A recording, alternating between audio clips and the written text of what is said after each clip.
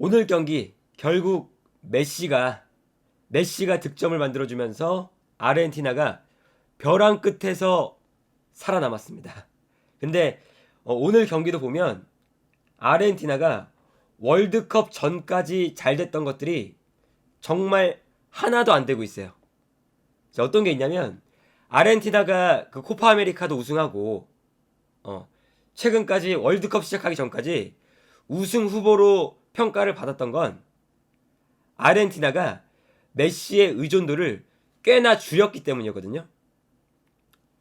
메시의 의존도를 꽤나 줄이면서 메시를 빌드업에 가담시키기보다 조금 더 높은 지역으로 올라가서 공격에 집중할 수 있는 환경을 만들어줬기 때문이었어요.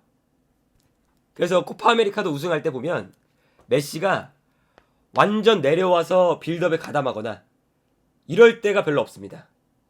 메시는 그때 중요했던 선수가 메시가 위에 있을 때 중원에서 로셀소 혹은 데파울 이렇게 많이 뛰면서 중원과 최전방을 왔다 갔다 할 수 있는 선수들, 이 선수들이 정말 중요했거든요. 그래서 메시 대신 중원에서 공격을 풀어줄 수 있는 선수들, 이런 선수들이 있기 때문에 메시가 조금 더 위에서 득점에 집중하거나 공격 찬스를 만드는데 집중할 수가 있었죠. 근데 로셀소는 부상으로 월드컵에 오지 못했고, 데파울은 이번 시즌 폼이 아틀레티코 마드리드에서부터 컨디션이 되게 안 좋아요. 그러다 보니까 오늘도 아르헨티나가 경기를 하는데 중원에서 아무도 풀어주는 선수가 없습니다. 아무도. 그래서 어떤 상황이 나오냐, 중원에 있는 선수들이 올라가고 메시가 답답하니까 내려와서 메시가 풀어줄 때가 많습니다.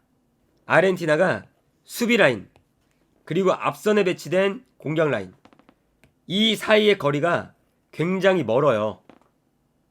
매우 멀죠.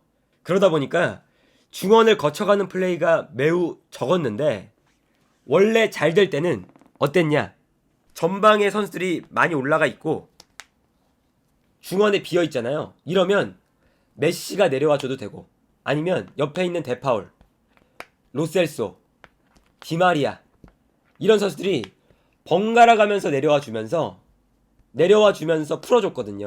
서로.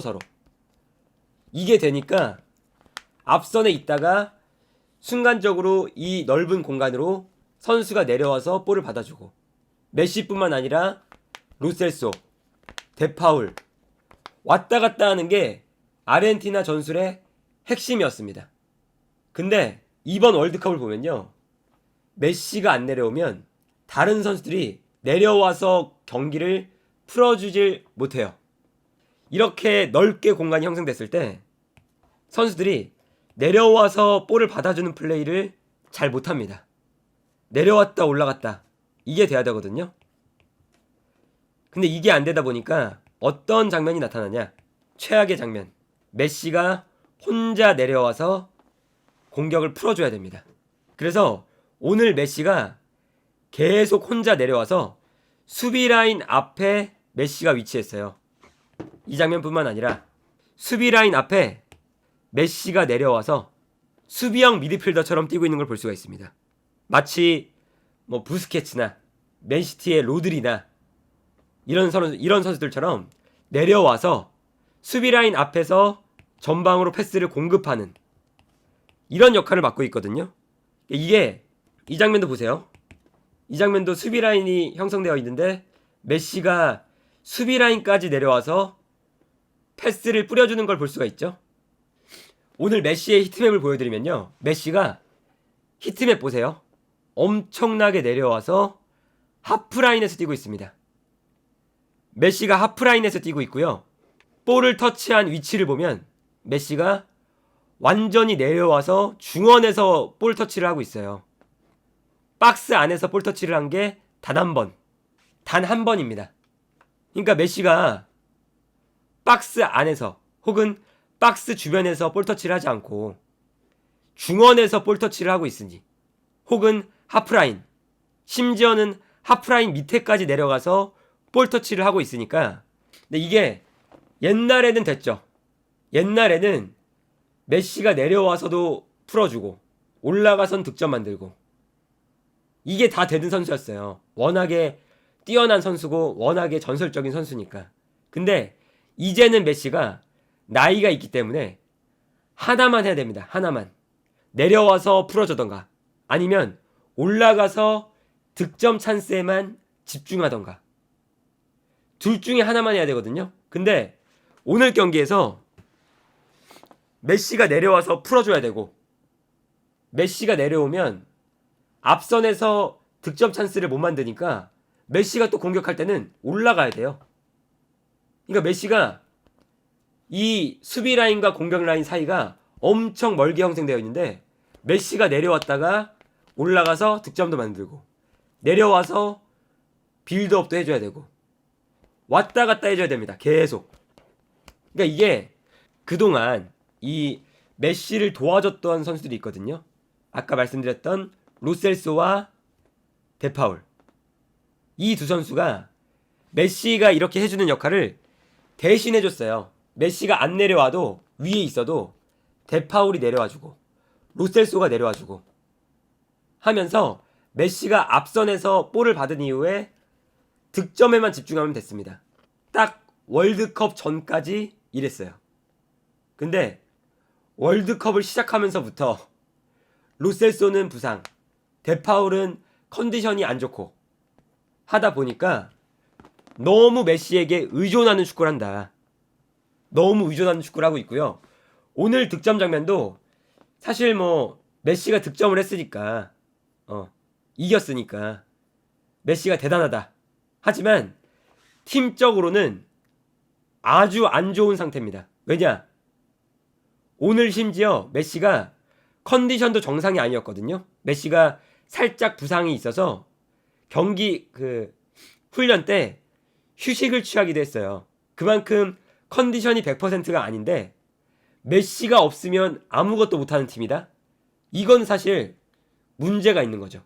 그래서 득점할 때 메시가 수비 라인 앞에 위치하고 있습니다. 메시가. 그리고 볼을 전개하고 올라가죠. 수비형 미드필더 자리에서 볼을 배급하는 역할을 하고 올라갑니다.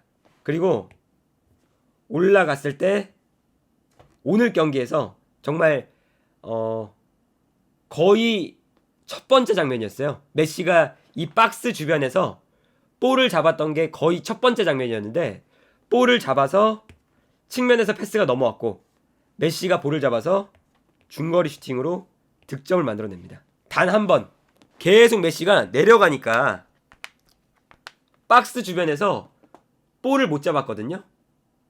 근데 단 한 번 볼을 잡으니까 득점이 됐어요. 이제 그렇다는 건 메시를 활용하려면 이제는 메시가 내려왔다가 올라갔다. 이걸 하기가 너무 벅차니까 오늘 득점하는 장면처럼 메시가 내려와서 풀어주고 올라가서 득점하고 이게 매 경기 나오면 좋겠지만 오늘 메시가 이런 플레이를 한 게 단 한 번이었어요.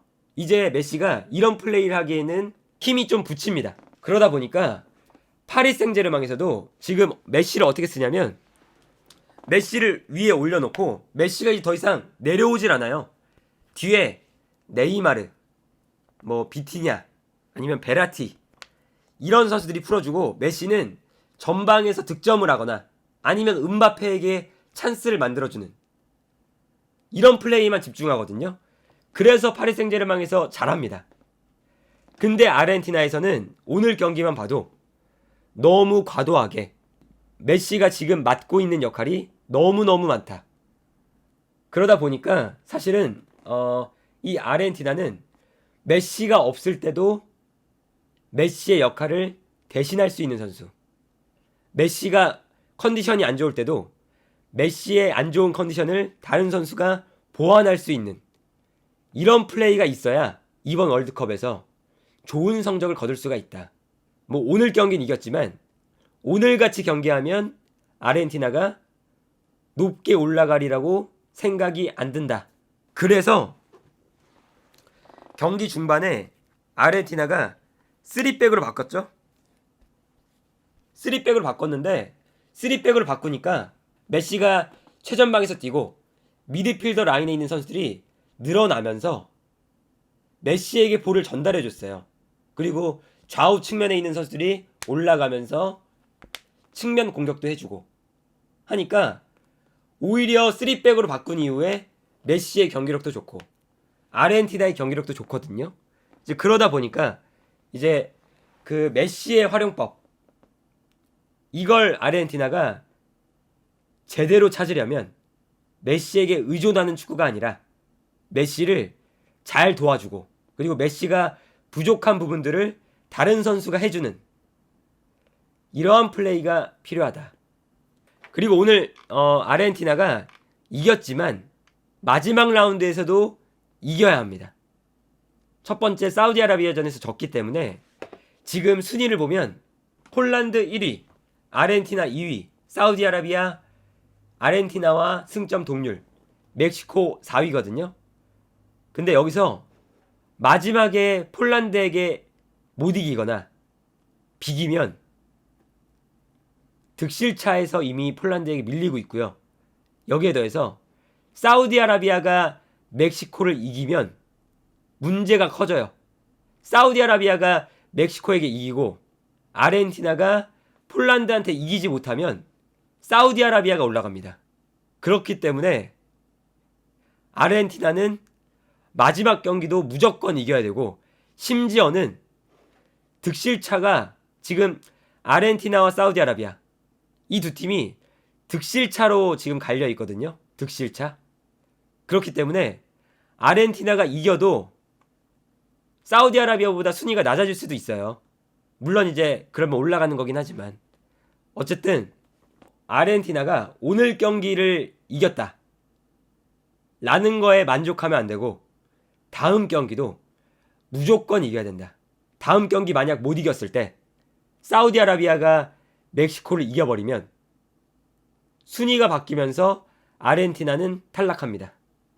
그렇기 때문에 아르헨티나가 사실 이번 대회에 우승 후보로 뽑혔거든요. 우승 후보. 근데 월드컵 전까지는 너무나 잘하다가 월드컵에 들어서서 정작 너무 못해요. 너무 못해요. 그렇기 때문에 이 아르헨티나가 흔들리고 있는 이 흐름을 얼마나 빠르게 잡아서 월드컵 전의 모습을 보여줄 수 있을지 이게 아르헨티나에게 가장 중요하다.